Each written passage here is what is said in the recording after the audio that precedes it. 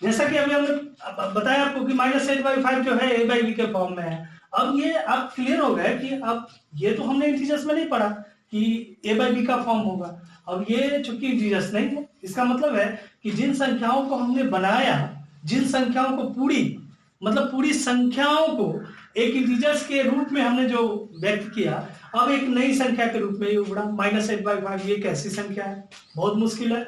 तब अब जब -8/5 जो डिवाइड को पूर्णतः होल्ड नहीं कर पा रहा है, ऐसे स्थिति में फिर नई संख्या बनेगी।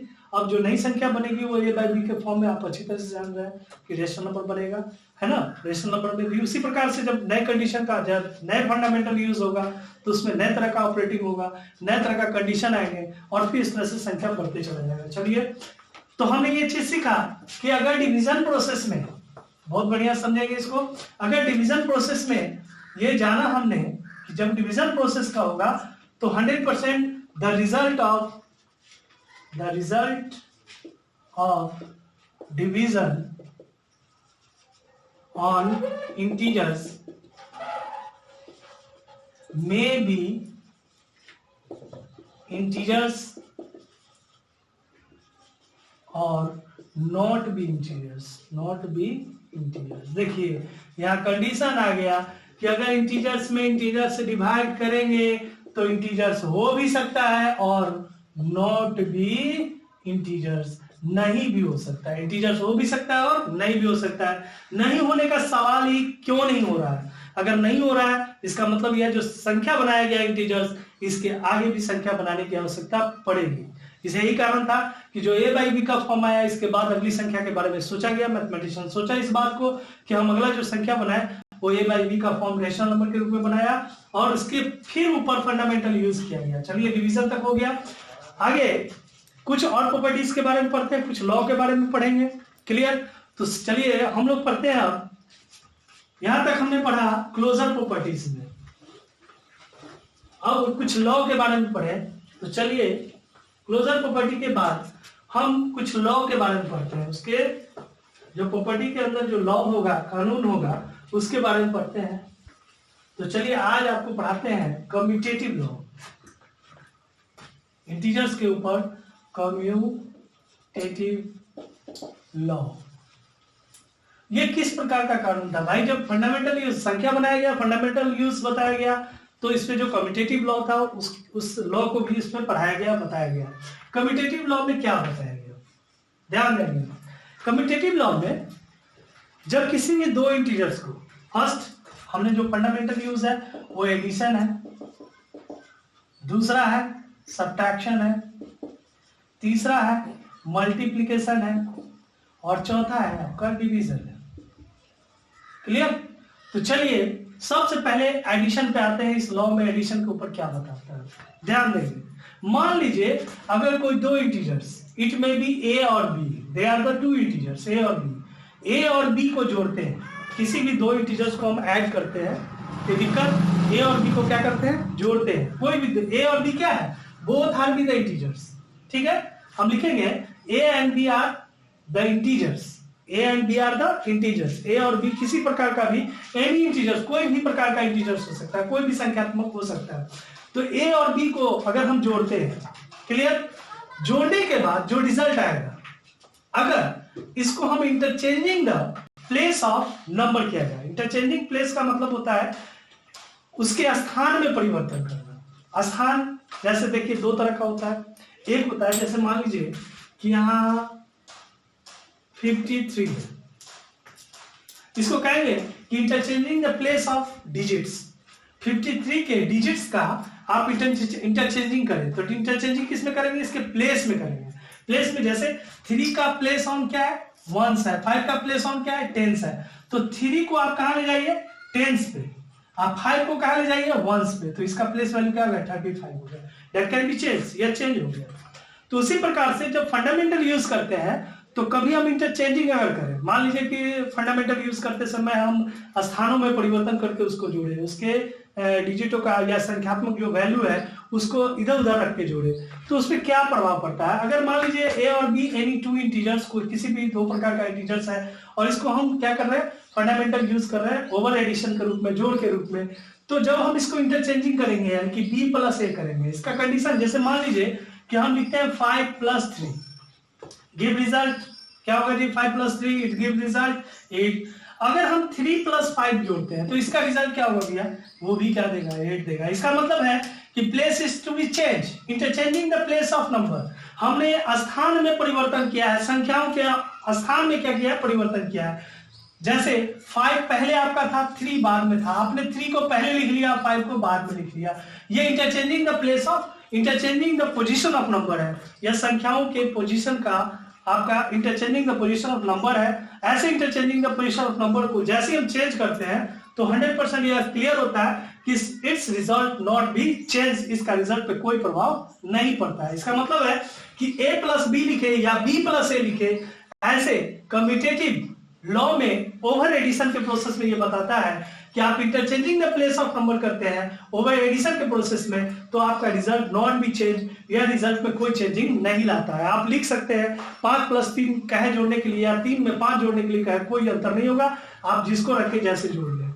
यानी अगर कोई कहे -2 प्लस -3, किसने कहा नहीं सर -3 और +2, क्या इसके रिजल्ट में फर्क पड़ेगा? नो, कोई फर्क नहीं पड़ेगा। इसका रिजल्ट -5 तो इसका रिजल्ट -5, इट्स रिजल्ट भी सेम, इसके रिजल्ट पे कोई प्रभाव नहीं पड़ेगा। इसका मतलब है कि कम्यूटेटिव लॉ में एडिशन के प्रोसेस में ये क्लियर हो जाता है कि जब हम किसी भी दो इंटीजर्स को, यानी let we have to consider a and b are any two integers, then we have to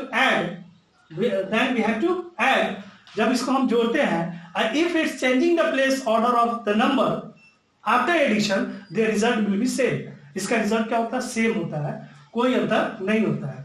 उसी प्रकार से जब सब्ट्रैक्शन के प्रोसेस में यूज करते हैं, मान लीजिए कि a is any to a is to be any, a जो है किसी प्रकार का एक इंटीजर्स है, b भी किसी प्रकार का क्या है, इंटीजर्स है।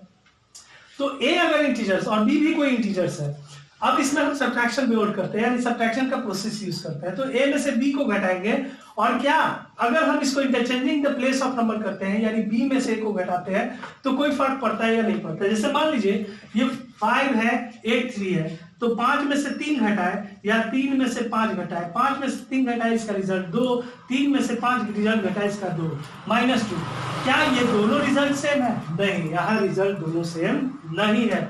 इसका मतलब सब्ट्रैक्शन के प्रोसेस में कम्यूटेटिव लॉ यह साफ कहता है कि आप interchanging the place of number करते हैं ओवर सब्ट्रैक्शन रूल में, तो आपका result is not be same, उसका रिजल्ट कभी सेम नहीं होगा। अतः यह निश्चित रूप से ध्यान देंगे कि जब सब्ट्रैक्शन का प्रोसेस हो तो 100% जिसमें से जिसको कहे घटाने के लिए आप उसी में से उसको घटाएंगे, अन्यथा अगर आप चेंज करते हैं तो उसके रिजल्ट में भी फर्क पड़ेगा, निश्चित रूप से पड़ेगा। यानी कम्यूटेटिव लॉ यह कहता है कि if a and b are any two integers over subtraction process, we have to changing the place order of the number over subtraction, their result will be not same, उसका result कभी एक जैसा नहीं होगा। क्लियर?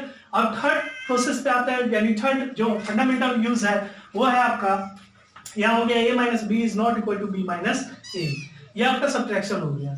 तीसरा जो multiplication का जो प्रोसेस है उसमें जो हम यूज करते हैं, जैसे मान लीजिए कि a और b दो इंटीजर्स है, a और b को गुणा किए, उसी प्रकार से अब interchanging the place of number, place order of number, place order of number यानी कि संख्याओं के ऑर्डर में उसके प्लेस का, स्थान का जो ऑर्डर है उसको चेंज करते हैं, वैसे में गुणा करते हैं। जैसे मान लीजिए कि 5 into 3 है, अब इसको हम कर लेते हैं 3 into 5, तो 5 3 से क्या आएगा रिजल्ट 15, 3 5 से क्या हो गया 15, बोथ आर बी रिजल्ट भी इज टू बी सेम, इसका रिजल्ट क्या होगा, दोनों का दोनों ही सेम होगा, इसका भी रिजल्ट 15 होगा, इसका भी रिजल्ट 15 होगा, दोनों का रिजल्ट सेम होगा। इसका मतलब है कि मल्टीप्लिकेशन के प्रोसेस में जो कम्यूटेटिव लॉ बताता है, उस मल्टीप्लिकेशन के प्रोसेस में कहता है कि if a and b are any two integers, if a and b are any two integers over multiplication process,